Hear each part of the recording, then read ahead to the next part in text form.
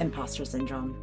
Do you struggle with it? Do you even know what it is? So many people have that feeling that they don't measure up. Like, let's just say you're up for promotion, you're up for a big listing appointment if you're an agent, you're up for an opportunity to take leadership, you're up to speak in front of people, and you're like, oh my God, like, I'm not ready, or you make excuses, or I just need more time to prepare. I think that this is something that most people struggle with, and if they say they don't, I kind of want to call them out and say they're lying, because we all are humans. We all have the same human experience, whether you are uber successful multi-billionaire or you're just starting out, right?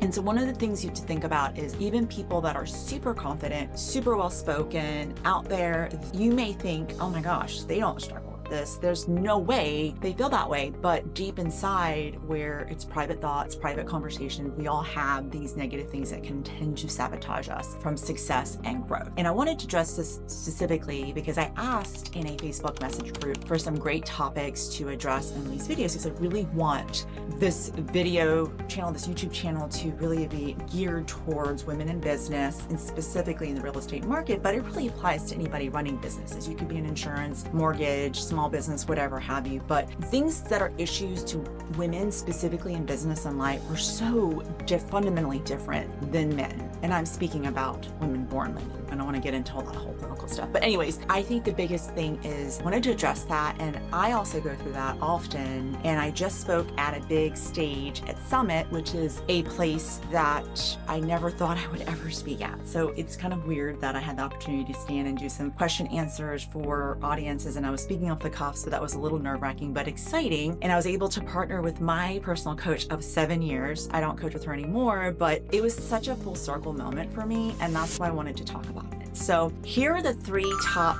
ways that I handle the imposter monster. I call it the imposter monster because I think it's something that creeps up when we don't even realize it's there. And all of a sudden you hear that little voice that says, oh, you know, who are you to think you could do this, right? And the first thing I like to do is I try to see myself, or I actually do see myself, as the identity of what I'm working towards. So let's just say this, the YouTube channel. I'm already seeing myself as an identity as a top YouTuber. I'm taking the courses, I have the equipment, I'm committed. I'm actually shooting this video in the evening where time fit. I'm blocking time out. I'm working with video editors. Like, I'm taking it very seriously because I'm really committed to making this grow and contribute to the community of people that I really want to help. So I'm really seeing myself as this beacon that's going to help people. And if I didn't see myself as that, I think it would be much harder to put the makeup on, do my hair, get myself ready, have these topics to talk about. So that's the number one thing I do, is I try to see myself in the identity. So let's just say you want to be the top listing agent. Then think about, what would that top listing agent say, do? What would the knowledge this person would have? Like, don't just show up winging it. They would be ready. They would be prepped. Like, that is the level of expertise you need to show up as. So you're doing the work. It's not just meditating and hoping this information shows up in your brain. It's actually doing the work. This is kind of interesting because I heard a podcast recently with Ryan Serhant being interviewed by Ed Milet, and he even mentioned that when he was interviewed for $1 Million Listing, and this is common knowledge too, is that he wasn't a top sales agent. Like, he was only doing rentals, but he truly showed up in the identity of seeing himself as this mega agent. And it's not surprising that he manifested this for himself, because he already acted as if that was happening. Like, he said he scheduled his day like crazy, and he left the people. He was like left, because that's what a crazy busy agent would do. They would go to an appointment that not necessarily a camera crew could go to. So I'm bringing that up because it's so important to see that it's not just in my life. I've seen it reflected in so many other people's lives that have been successful. When you hear them being interviewed, how did they get to where they were? They truly only believed that they were there. They weren't in this place of, I'm not there yet, it's so hard. They just had certainty that if they knew they behaved in the manner that they were going to get it, they were going to get it. So love that, number one. So be certain that you form that identity. And remember, people follow those people that are most certain. You're kind of wishy-washy and you don't know what you're doing and you're talking in circles. It's really hard to work with someone that's uncertain, right? If you're in a leadership role, if you're running a team, if you're running anything, you kind of want to follow the person that knows where they're going. Like, I know I do. So I'm not going to follow the person that's like, well, I don't know. What do you think we should do? I'm going to follow the person that says, this is what we're doing. This is the plan we have. And so whether it's right or wrong, It's someone that's very certain and knows what the direction is. So be that certain person, follow the identity. That's number one. Number two is so crucial. Surround yourself with people that lift you up, your circle of people. Jim Rohn's amazing quote, you are made up of the 5 people that you surround yourself around. And it's so important to remember that, because you kind of like that birds of a feather flock together, that feeling of you're hanging out with smokers, you're probably going to be a smoker. Hanging out with drinkers and partiers, you're probably going to party. If you hang out with workout people, you're probably going to be more fit. It goes along with that. So if you want to be successful in business, if you want to grow in business and you want to challenge yourself,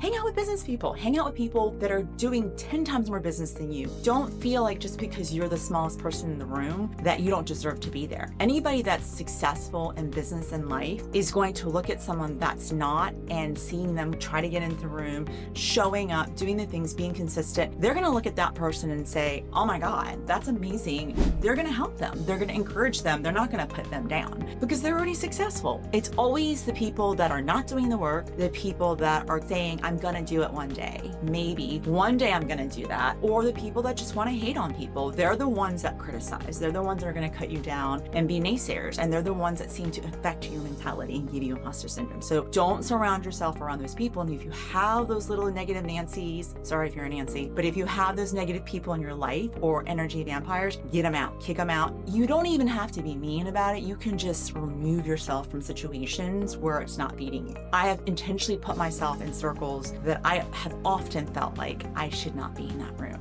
So many times. I mean, that was me at finance at the Tony Robbins trip this past year. I almost had a nervous breakdown about being in that room because I just didn't feel like I should be in a room with billionaires, literally. And I'm so glad that I pushed myself to do it, and that I pushed myself constantly to be in places that sometimes a little uncomfortable. It makes me feel a little squeezy, and having the conversations because I grow much more, and I know that growth is happening in that moment. So surround yourself around people that are pushing you and making you grow and challenging you and cheering you on. Like, you need a hype squad. You need people to be like, go, you rock, you're awesome. It makes a huge difference to have that circle. The third thing I do is celebrate my wins. I really do. Like, it's kind of silly. I have a sticker book, and I literally even use stickers like a child. I love it. I write little stars. I write little notes to myself. I journal. I'll just buy little tokens. I'll celebrate things. I mean, I even just do a little cheer if I have a success, even if it's just like, oh my gosh, I didn't react in a way that I used to react. That's a success for me. Or, oh my gosh, I'm relaxed and I'm not stressed out. That's a success to me, because I think in our business, we kind of run every single cylinder, and sometimes we feel less than because we don't react the way we want to react. And so then we have guilt over that. And I think awareness comes with celebration. So when you become much more self-aware, Gary Vaynerchuk talks about this a lot, is self-awareness is one of the hardest skills to learn as a human, because we're so caught up in ourselves. But we need to have enough self-awareness to see how we are being received from other people and how we are also in reaction because of things around us. And from that place of self-awareness, I think gratitude and grace in my life, that helps me celebrate my wins. And when you're grateful, I know people say it all the time, I know it's cheesy, but it's really true. When you have true gratitude in your heart and you can really truly be grateful, and you just see the grace in your life that shows up every single day, it just changes the concept, the story in your head, and all of a sudden it kind of brushes off. So don't allow those things to creep up on you. Even now, if I feel the imposter monster kind of show up, like, ooh, a little bit uncomfortable. I have some changes going right now in my business, and I'm in this in-between limbo place of not knowing. And that unknown is really scary. And I think I just told myself, and I've listened to some great talks and spiritual guides, and just saying, you're exactly where you're supposed to be. And I've said this in another video, and not knowing is okay, because I'm safe. And I know that the choices I've made, all this work leading up to this, has led me to this point, and whatever's going to happen is going to be great. And letting go and being not so controlling of what's going to happen, because it's for me, it's for my benefit, and to trust that it's all going to work out. And there is no reason to have imposter syndrome or to feel like I've made a wrong choice or that people are going to mock me, because it's part of life, it's part of growing. So that is my 3 tips. And if you do struggle with imposter syndrome, look at working on those 3 things. I also would love to hear what you do if you have success with battling imposter syndrome. And please like and subscribe if you love this content. And also, I would love to know in the comment comments. What do you guys want to see and hear as women? Like, I have a lot of great topics. I'm going to shoot a ton of video, but I'm really, really reaching out to women in business and women that are childbearing years, whether you have kids or not, divorced, single moms. I just feel like there's such a need for women to have business mentorship, and that's what I'm here for. So that's me. Happy weekend. Oh no, it's not the weekend. I feel like it's the weekend. This is what happens when you're in real estate. Every day is the same. It's like Groundhog Day.